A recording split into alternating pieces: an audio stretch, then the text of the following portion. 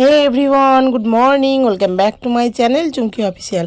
তোমরা সকলে কেমন আছো? আশা করছি খুব ভালো আছো, আর আমিও খুব ভালো আছি। আর এই যে দেখতেই পাচ্ছ, তো এটা মর্নিং খুব একটা নয়, কারণ অনেকটাই বেলা হয়েছে। তোমার দাদাভাই গেছে জল দিতে, আর আজকে হচ্ছে কাজে যাবে না, তো তার জন্যই দেখো রান্না তো হয়ে গেছে। তো তোমার দাদাভাই আসছে না, ওর জন্যই আমি কি করলাম যে আমি মুড়িটা খেয়ে নিই। আর দেখো আমি মুড়ি খাচ্ছি হচ্ছে তোমার জলমুড়ি। আর জলমুড়ি কি দেখাবো বলো, দাঁড়াও। তো বন্ধুরা, এই যে দেখতেই পাচ্ছ পিছনে অনেক জামা কাপড় রাখা আছে, তো তোমরা একটু ইগনোর করো, কারণ এই যে বর্ষাকালে কিছুই শুকাচ্ছে না, তো তার জন্যই দেখো আমি নিয়েছি হচ্ছে তোমার যে জামা কাপড়গুলো, সেই ভেজা জামা কাপড়গুলো খাটের পাটায় মেলে দিয়েছি। কারণ এটা ছাড়া তো কোনো উপায় নেই, যেহেতু এখন হচ্ছে বর্ষার সময়।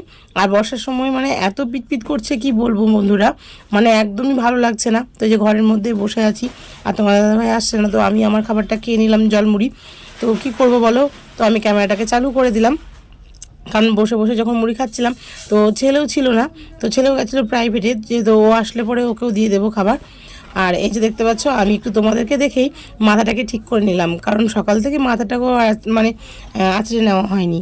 কারণ সকালবেলায় তোমরা যেমনটা জানো, সকালবেলায় রান্নার একটা কিচিপিচি থেকেই যায়, তো তার জন্য রান্নাবান্না করতে গিয়ে নিজের উপরে আর অত ধ্যান দেওয়াই যায় না। তো তোমাদেরকে দেখলাম, তো তোমাদেরকে দেখে আমারও মনে হলো যে আমিও মাথাটা একটু ঠিক করে নিই, তো তারপরে মাথাটা ঠিক করে নিয়েছি। আর হ্যাঁ, তোমাদের দাদাভাই থাকবে না, তো তোমাদের দাদাভাই যাবে তারকেশ্বর, আর এখানে যাওয়ার কথা ছিল আমারও, কিন্তু মেয়েদের কিছু প্রবলেমের জন্য সব কিছুই মানে পিছিয়ে যায়, তাই না? তো ঠিক আছে, কোনো অসুবিধা নেই, তোমাদের দাদাভাই যাচ্ছে, তোমাদের দাদাভাই আমাদের হয়ে পুজো দিয়ে আসবে, কারণ কিছু তো করার নেই, যেখানে মানে আমাদের হাত তো থাকে না। তো তার জন্যই আমি আর যাচ্ছি না, তোমাদের বলেছিলাম যে যদি যাই তো দেখাবো। তো তারপরে যে দেখতে পাচ্ছ দ্বিতীয়তম মুড়ি খাওয়া হয়ে গেছে, আর মুড়ি খেয়ে এই যে থালটাকে না ধুয়ে খাওয়ার আমার একটা অভ্যেস হয়ে গেছে। তো তারপরে আমি নিয়ে নিলাম একটু জল। তো তোমরাও কে কী খাও অবশ্যই আমাকে জানাবে, কারণ সবার তো এক অভ্যেস থাকে না, অথচ আমার জিনিস দেখে হয়তো অনেকের মনে পড়ে যে আমিও তো এটাই করি, তাই না? তো যারা যারা করো তারা অবশ্যই আমাকে কমেন্ট করে দেবে। আর এই যে দেখতেই পাচ্ছ সকালে জলটা দিয়ে দিয়েছে তোমাদের দাদাভাই ঠাকুরকে, আর হচ্ছে যেহেতু ও বেরিয়ে যাবে, তো তার জন্যই। তো তারপরে এই যে দেখতেই পাচ্ছ তোমাদের দাদাভাই চলে এসেছে, আর এসে কিন্তু রেডিও হয়ে গেছে। কারণ হচ্ছে তোমাদের দাদাভাই তো সকাল করেই যাবে, কারণ অনেকটা যেতে হয়, আর তাছাড়াও অনেকটা আগেও অনেকটা বেলা করে যেত, কিন্তু এখন বললো যে একটু রেস্ট নিব গিয়ে, তাও ভালো, কিন্তু আগে থেকেই বেরিয়ে যায়, যেহেতু অনেক ভিড় শুনছে, তো তার জন্য। আর এটা হচ্ছে লাস্ট, তো লাস্টেরটা একটু ভিড়ই হয়ে যায়, তো সেই কারণেই তোমার দাদাভাই বললো না আমি একটু সকাল করেই যাব। আর যেহেতু একা যাচ্ছে, একা একা হাঁটবে, কতটা টানবে জানি না, আর আমাদের নিয়ে যাওয়ার খুব ইচ্ছে ছিল, তো কি করব বলো, এই যে যেতে পারলাম না। তো তোমার দাদাভাই সবাইকে বলে টুকটুক করে রওনা দিল ভোলে বাবার বাড়িতে, কি করব বলো। তো ও যাচ্ছে, যাক, তোমরাও সবাই মানে কি যার যা মনস্কামনা আছে, তো তোমরা সবাই বলো, তো সবারই জন্য ও বলে দেবে। তো আমাদের এদিকে দেখতেই পাচ্ছ বর্ষার জন্য কি অবস্থা, চারিদিকটা পুরো একদম মানে ঘাসে ঘাসে ভরে গেছে। আর এই যে দেখতে পাচ্ছ পুরোপুরি চলে এসেছি আমি একদম বিকেলবেলায়, তো তোমাদের আর সেভাবে জানানো হয়নি, কিন্তু দেখো আমি বলছি, কিন্তু আমি হচ্ছে যাচ্ছি মায়ের বাড়ি। তো তোমার দাদাভাই নেই, আর ছেলেরও শরীরটা খারাপ তোমরা যেমনটা জানো, তো তার জন্যই আমি আর বাড়িতে থাকবো না, ভাবলাম যখন প্রাইভেট নেই, স্কুল নেই, তো দেখি আমি চলে যাই ওই বাড়ি। তো দেখতেই পাচ্ছ আমরা দুজনেই বেরিয়ে পড়েছি মায়ের বাড়ি যাওয়ার উদ্দেশ্যে।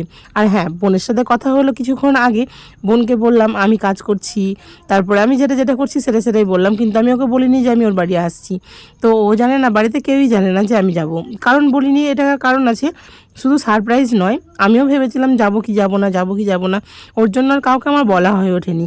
তারপরে দেখতে পাচ্ছ এটা হচ্ছে আমার বাড়ির সামনে, মানে মায়ের বাড়ির সামনের দিকটা। তো আমি যাচ্ছি, ছেলের হাতে আমি ক্যামেরাটা ধরিয়ে দিলাম যে ওদের রিয়াকশানটা নেব বলে, যে কে কীরকমভাবে নিচ্ছে। তো বাড়িতে অনেকজনেরই আওয়াজ পাচ্ছি, মনে হচ্ছে অনেকেই আছে, কিন্তু দেখো তোমাদের সবটা হয়তো ছেলে ধরে তুলতে পারিনি, কারণ আমার ছেলে ক্যামেরা নিয়ে এখানেই দাঁড়িয়েছি।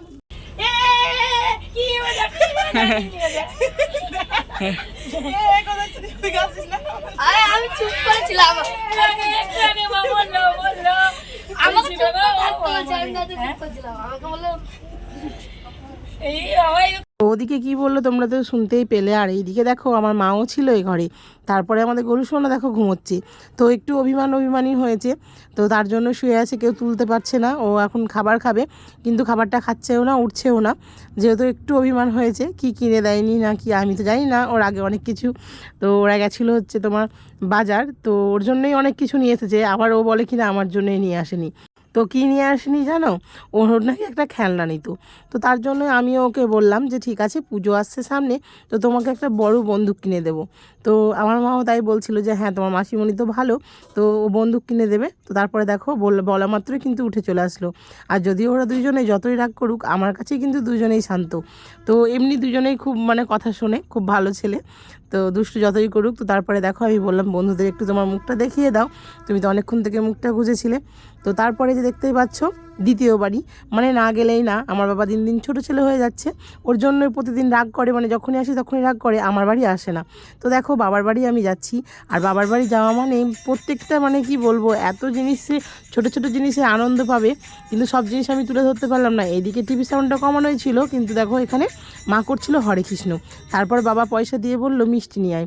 তো দেখো আমার ওখানে তো মিষ্টির দোকান ছিল, কিন্তু আমি দেখো আমার খেয়াল ছিল না, আর আমি খুব তাড়াতাড়ি মানে বৃষ্টি পড়ছিল বলে চলে এসেছি, ফোটা ফোটা বৃষ্টি পড়ছিল। তারপরে যে দেখতেই পাচ্ছ বোন নিয়ে নিয়েছে সিঙ্গারা মিষ্টি, তো আমরা সবাই মিলেই খেয়েছিলাম, আর বাড়িতে এসেও কিছু ভিডিওটা আমি এখানে এন্ড করলাম। আর তোমরা সবাই আমার পাশে থেকে সাবস্ক্রাইবটা কিন্তু করেই দেবে, আর পাশে থাকা বেল আইকনটাও কিন্তু বাজাতে একদম ভুলবে না।